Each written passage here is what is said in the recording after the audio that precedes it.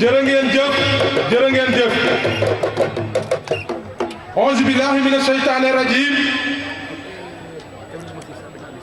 bismillahi rahmani rahim alhamdulillahi rabbil alamin ñu ngi nuyu mbokki Jobaas yépp di jël nuyoo bi di ko teg ci chef de village 67 chefs de village yëpp ak imam yi ñu jàllaleel ñu ko ci kilifa yi nekk ci Jobaas bi yëpp di profiter ci occasion bi di nuyu di sant les formations politiques ñi nga xam ne si dañu bàyyi ay intérêt yu bëri ku nekk démarché na leen mais ñu jiital intérêt Jobaas ñoom ñëpp ñëw ranger ci le coordinateur communal de MPR au niveau de la commune de Notto Diobass muy monsieur Pape Mamour Thiaw kon réew mi bokk gis-gis PDS LDR Yeesal Gëm sa bopp une partie de APR dirigée par mon frère Ngari Ngom ñu ngi leen di sant bu baax di jël suñuy cant di ko teg ci loxo coordinateur formation politique yooyu di leen wax ñu gore ngeen et que Jobaas rek moo leen ñor sama wax nag tey le candidat du vrai changement l'espoir des jeunes du Jobaas monsieur Pape Mamour Thiaw ndax confiance bi mu am ci man ba ni ma yaa ma doy pour que nga diriger sama campagne électorale bi ñu jëm kon Pape Mamour maa ngi lay sant bu baax dina am lu bëri nag loo xam ne si dinaa ko leeral parce que moom man ak moom dañu cheminer ensemble pendant 5 ans 6 ans dans la commune ma profité occasion bi di indi benn leeral parce que keroog dama dégg ñoo xam ne si dañ ni dañuy sargal koo xam ne si dénk nañ ko suñu commune fukki at ak ñaar te du ma wax defu fi dara de mais les 9 domaines de compétence de la commune yu bëri daf ci lajj daf ci luppe te ñëpp am nañ ci seede ñuy wax que ni Pape Mamour Thiaw buy wax waxam bëriwul am na ñu ko wax sànq MPR li ko ëmb muy discipline éthique ak travail boo koy wër rek ci Pape Mamour Thiaw mii toog nga koy fekk waxuma ko nag ndax li mu toog koo àndal juróom benni at mësu la wax lu la metti mësu la def lu la naqari wala su la waxee dara sax gis ñi da nga frustré wu Sayer Ndiaye ngi mën na ko seede day taal otom ba Dakar ñëw sa kër ni la frère baadu dara yow sama frère nga jàmm sa teg yow kon kooku neex naa àndal dama leen di wax nag 6 candidats moo am ci commune de Notto mais dama leen di wax tey candidat bii moo fi ëpp xam-xam école Maris bii la jàngee am bac scientifique am muy bac S dem Sorbonne en France am fa diplôme yi gën a kawe retourné ñëw Polytechnique bu Dakar def fa ay jàngaat yoo xam ne jàng nu ñu diriger entreprise soxlawul liggéeyal papaam soxlawul liggéey kenn mu ni damay demal sama bopp ber entreprise am c'est un jeune dynamique un jeune responsable un jeune très engagé jeune boo xam ne si dafa am courage former propre entreprise am di liggéey kon tey su ñëwee ni nañ ko jàppale ci commune de Notto Diobass man dinaa ci sawar lu tax ma ci sawar yaakaar naa ni lépp lu mu def ci wàllu éducation ci njàng mi bokk naa ci ñi fay yónni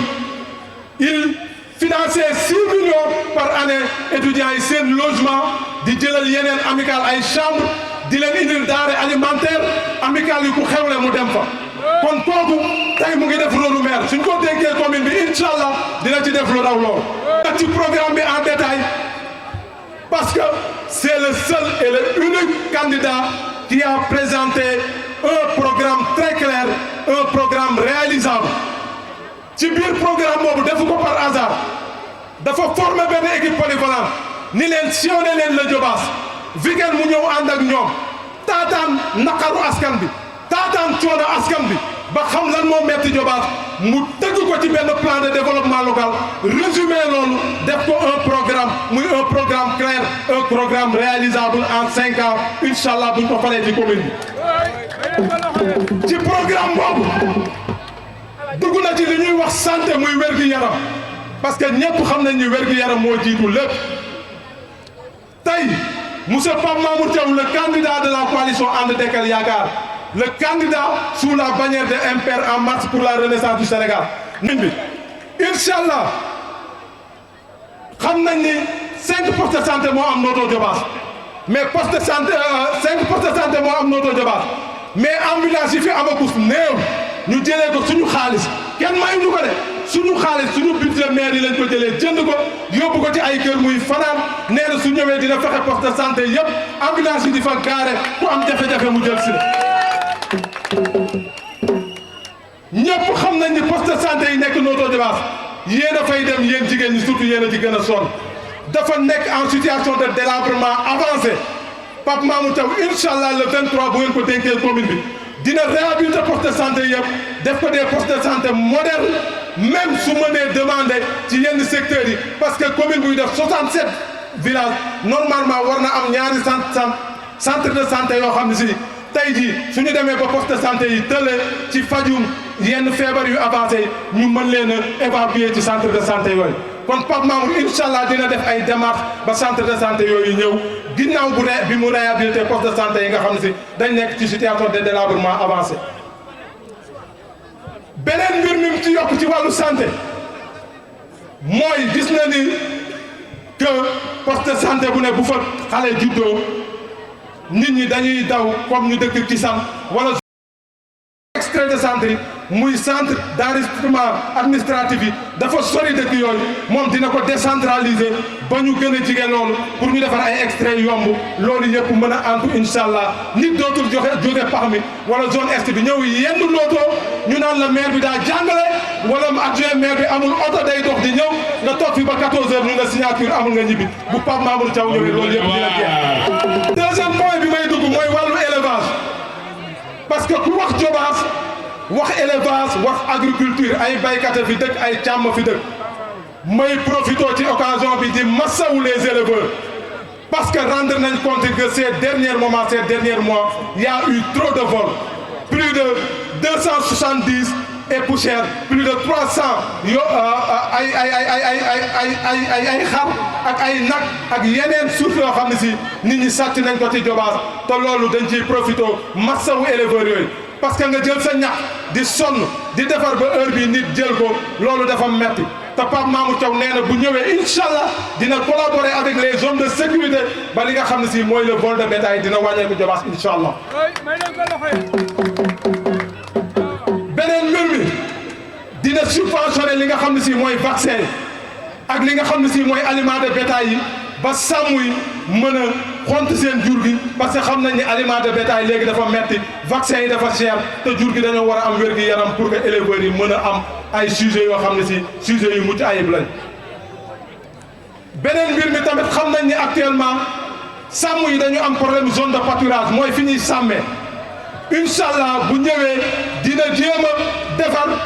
zone yoo xam ne si dañ fay sàmm ba du jotee dara fi baykat yi bay sàmm yi mën a am fu ñuy sàmmee am seen autonomie du ñu am benn jafe-jafe incha allah. troisième point bi nga xam ne si wàllu agriculture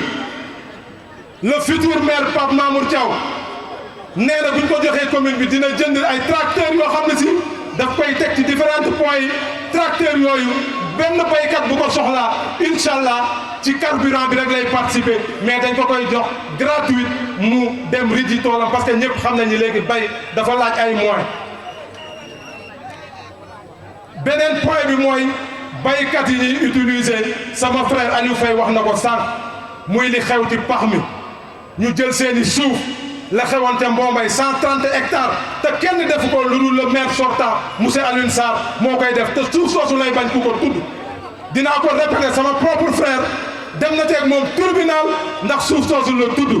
te suuf si nekk ci àll bi yëpp saaxee na ko moo tax tey bu taxawee naan Pape Mamour bu ñëwee seen suuf léegi loolu ay waxi kese la suuf desatul Diobass 2500 hectares moo des dans le pax mi te yooyu dañ ko affecté woon ce qu'on appelle le DAC nangu suufu jàmbur yi hypothèque ko pendant 3 ans ou 4 ans borom mënuñu cee bay ñu naan dañuy xaar DAC boo xam ne ba léegi amul financement Pape Mamour bu ñëwee suufu kuñ fi nangu woon dina ko topp procédure yi ba désaffecté ko delloo ko seen i borom nekk ay entrepreneur agricole au lieu des ouvriers agricoles. ci wàllu éducation laay dugg muy jàng ak jàngale mu nekk lu am importance Inch'Allah le maire Pape Mamour Thiaw bu ñëwee dina réhabiliter les salles de classe yi nga xam ne si moom moo nekk ci école yi ba suñu doom yi mën a jàng ci anam boo xam ne anam bu mucc ayib la dina def tamit ay dotation fourniture ñëpp xam nañu ay fourniture scolaire dafa cher bu soobee yàlla bu Pape Mamour Thiaw faloo le 23 Inch'Allah dina def ay dotation fourniture ba fourniture yooyu dina yu bëri dina ci wàcc waajur yi gën a oyof ci ñoom beneen mbir mu am solo bu mu wax te loolu damay jàpp ni peut-être day gën a yokku rek mais ci la nekkoon parce que bu ñu waxee ñu ni Pape Mamour Thiaw l'ami des étudiants fu étudiants yi fekk mës na leen faa fekk nee na su toogee ki nga xam ne si dafay nekk yor subvention étudiants yi war di ko joxe di topp ba étudiants yi di def conférence de presse dama leen di wax bi mu fi faloo fukki at ak ñaar ba léegi benn appartement 150 000 la fi jël ñaari léegi pupus la étudiant bu nekk di fa def 50 personnes Pape Mamour Thiaw jël appartement di ci fay 225 000 di leen jox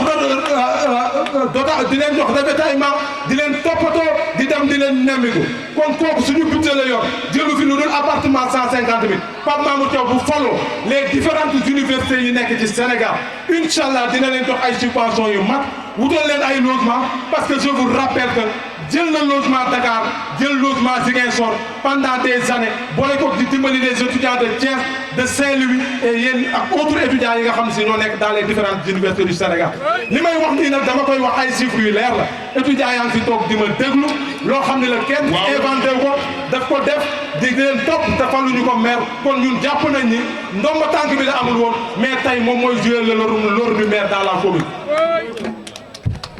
donc étudiants yi sama rakk étudiants yi bureau bu bees bi ñëw na fi avant-hier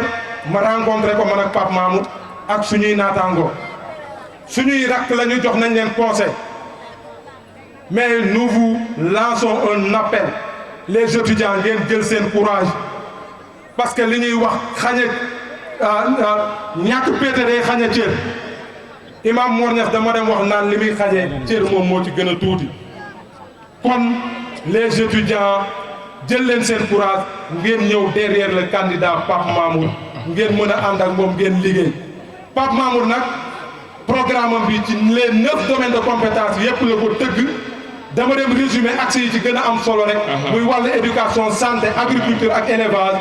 ñu ngi leen di ziar di leen baalu ak mënuma terminer te nuyuwuma sama maman Fatna